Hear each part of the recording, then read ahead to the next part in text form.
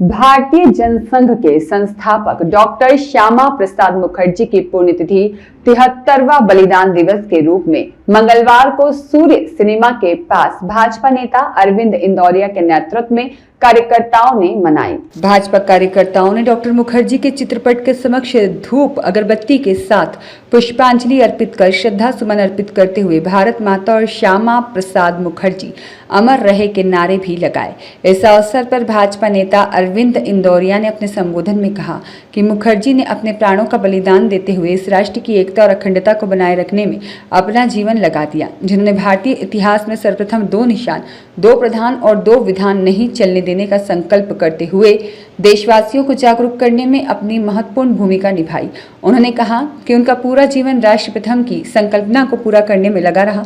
प्रत्येक भाजपा कार्यकर्ता को उनके जीवन चरित्र से प्रेरणा लेकर राष्ट्र की सेवा करने का संकल्प लेना चाहिए।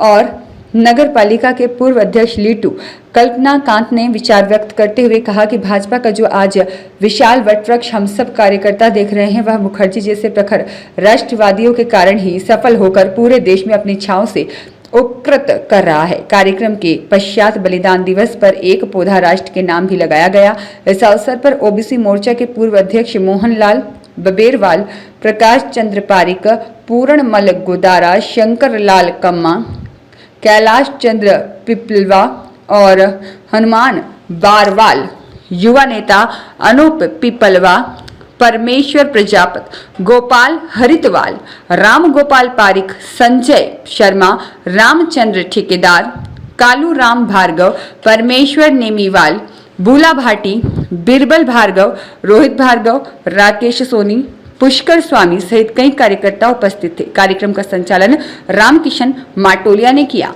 श्यामा प्रसाद मुखर्जी का जन्म कोलकाता में 1901 6 जुलाई 1901 को हुआ था और उन्होंने बहुत ही अल्प आयु में, उनका आज के दिन 1953 में देहांत हो गया था। 52 वर्ष की उम्र में उन्होंने हमारे देश में बहुत बड़े बड़े कार्य किए।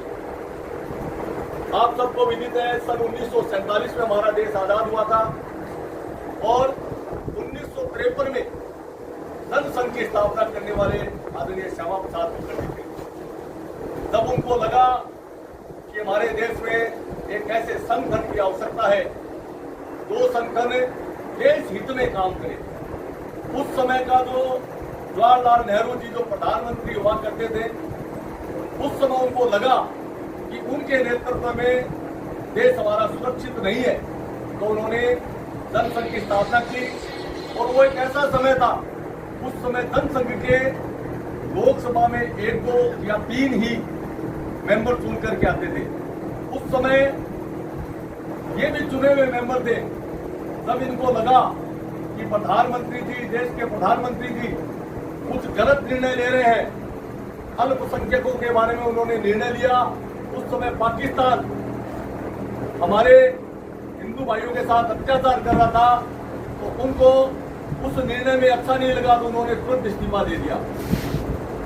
हमें ये बात मानने की, सोचने की है, एक तो आज के समय में देखें और उस समय में देखें, बिना स्वार्थ के देश हित में अगर अपने को इस्तीफा देना पड़े तो इस्तीफा भी देते हैं। ऐसे श्यामा प्रसाद मुखर्जी थे। श्यामा प्रसाद मुखर्जी वो पहले व्यक्ति थे जिन्होंने हमारा जो जम्मू कश्मीर है उसको हमने माना कि हमारी भारत माता का मुकुट है, हमारे भारत का मुकुट है जम्मू कश्मीर, और जम्मू कश्मीर पर हमें जाने की आजादी नहीं थी। आप सबको मैं बता दूं, उस समय जम्मू कश्मीर के लिए परमिट लेना पड़ता था। जैसे आज वीजा लेकर के जाते हैं, उस समय परमिट लेना पड़ता था, परमिट लेकर के वहां जाना पड़ता था। लेकिन पहले व्यक्ति श्यामा प्रसाद मुखर्जी थे जिन्होंने कहा मैं बिना परमिट के जाऊंगा, ये हमारे भारत देश का हिस्सा है, मुझे परमिट की आवश्यकता नहीं है। वो बिना परमिट के जम्मू कश्मीर गए। वो पहले व्यक्ति थे जिन्होंने कहा था कि हमारा एक देश भारत देश है, उसमें पूरे देश में एक प्रधान, एक निशान, एक विधान रहना चाहिए, 2 नहीं होना चाहिए। उस समय क्या कर रहा था आपको बताऊं मैं, जम्मू कश्मीर का वजीर आला अलग होता था, हमारे भारत का अलग होता था। उन्होंने पहली बार श्यामा प्रसाद मुखर्जी ने कहा कि हमारे देश में ये 2 प्रधान, 2 विधान, 2 निशान नहीं चलेंगे। लेकिन धारा 370 लगी हुई थी, इसलिए 2 प्रधान 2 निशान 2 विधान बने हुए थे। लेकिन उन्होंने उस समय वो सपना लिया था, उस सपने को पूरा किया हमारे देश के यशस्वी प्रधानमंत्री आदरणीय नरेंद्र जी मोदी ने। मदन दादिश के साथ शिव भगवान सोनी की रिपोर्ट।